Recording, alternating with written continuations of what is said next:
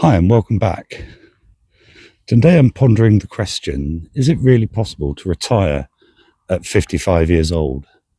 I've watched a lot of YouTube videos recently where people are talking about retiring at 55 and telling people they need to be retiring at 55 or considering retiring at 55 and retiring right now and all those types of things. And I was considering, well, how realistic is that really? Can people retire at 55? Well, quite clearly, some people can. But what was the process they went through in order to be able to do that? For me, they either had a lot of money behind them in the first place, had some assets or resources that they might have been able to sell to fund a pot which they considered to be their retirement pot and use that. Or they made some quite huge sacrifices in terms of saving and planning. I've heard of people that sold their houses to become nomads. So what's the realism behind the moves that they made? And how realistic is it for other people to follow their example? For my part, when I was 55, I had a son who'd just finished university, another one that was looking forward to going to university. So you had those costs, and you had things like we had a mortgage to pay, and lots of things that were impinging on our ability to save at that time. So being able to chuck it all in and just retire at that stage probably wasn't a realistic prospect. And I imagine that that's the same for the vast majority of people.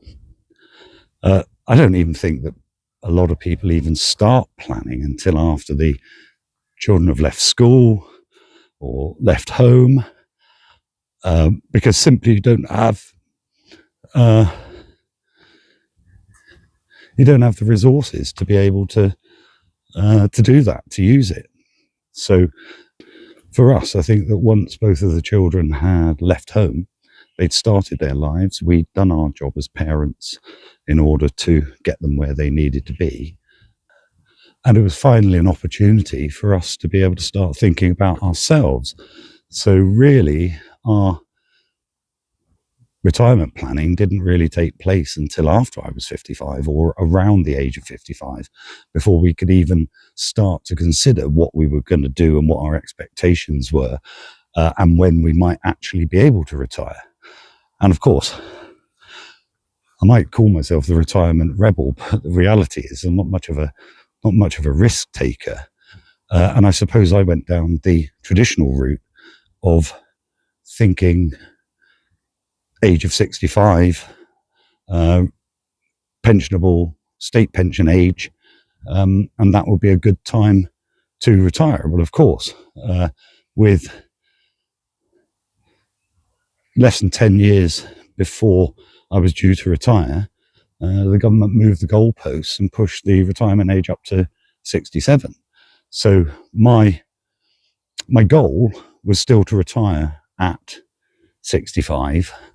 And of course, now, over last few months, I've actually been thinking, well, can I retire a little bit earlier than that and not wait till 65? I did have a financial target in mind, because I had a little bit more money that I was able to save after both children left home. I started putting that into my company pension, started saving, started looking at the mortgage to see if we can pay that off before we retire. I really do think of all the advice out there, becoming debt free is probably one of the best pieces of advice that you can have. Again, I'm not a financial consultant. This isn't financial advice. However, my plan was to try to make sure that we'd paid off the mortgage, and that we were going into retirement with no extra bills that we needed to pay. So all of my planning was based on getting to 65, collecting the state pension, and then using workplace pensions to sort of buffer our living expenses, and hopefully being quite secure and quite stable. So certainly not a risk-taking process. And I imagine that those people who have made plans to retire at 55 or maybe 60 have gone through that process themselves, and taken that leap of faith and taken those risks. And they're just prepared to go for it. Well, I'm not that sort of person, I'm afraid. I want to be safe and I want to be secure. One of the other factors that I really did think about when I was about 55 is I was moving into a phase of my life when I was in my highest earning potential. I could earn more money than I'd ever enjoyed before. So that's another factor that I took into account, and I sort of calculated how much additional money I could save over a 10-year period to make sure that we were secure in retirement. And that sort of coincided with that age of 65 when we were going to collect the state pension. And obviously all of that has changed now with the move to 67. And it seems to me that you've got people now trying to plan for retirement. And the state pension age seems to be getting further and further away from being realistic. And I don't think that people are going to be able to carry on working when the pension age goes up to 70 or 71. It's just not physically possible for a lot of people. So that means that whatever you're planning, people are going to have to start thinking, how can I bridge that gap between the age when I have to retire, when I need to retire because of my physical health and well-being and what have you, and the fact that I might not be capable of doing the current job that I'm doing, or I might be made redundant or got rid of. So lots and lots of issues that would impact on actually being able to get to 70 in the first place. And I think more and more of us have got to start thinking about whether or not, we're going to be able to work until state pension age and not relying on the state pension as our major source of income as we go into our retirement years. Plus the fact it's just taking too long to get to state retirement age. So we have to have something that's filling in the gap. And I spoke in one of my previous videos about the fact that I'd planned to use some money to fill that gap where I was expecting to retire at age 65, where I was expecting to retire at 65, and now that's been pushed to 67. And so I was looking at ways that I could fill that gap of 2 years so that I could still retire at 65. So that was my thought process. So I've got my plan. I'd set a arbitrary number of money that I could earn within that particular time, and I'm certainly rethinking that now, whether I am going to wait until I get to 65. To be honest, I don't think I will. The main reason being is health concerns and things like that. And I really do realize now that I am exchanging time for money, and time is something that I can't get back.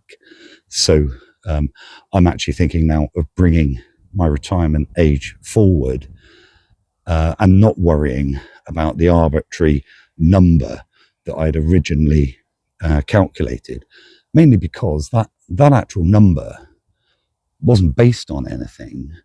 It was just based on the retirement age of 65 and how much I would have saved by the time I'd got to 65. So that's completely arbitrary. And I'm not really thinking about things in that way anymore. I'm thinking, this is how much money I'll have. This is when I'm going to retire.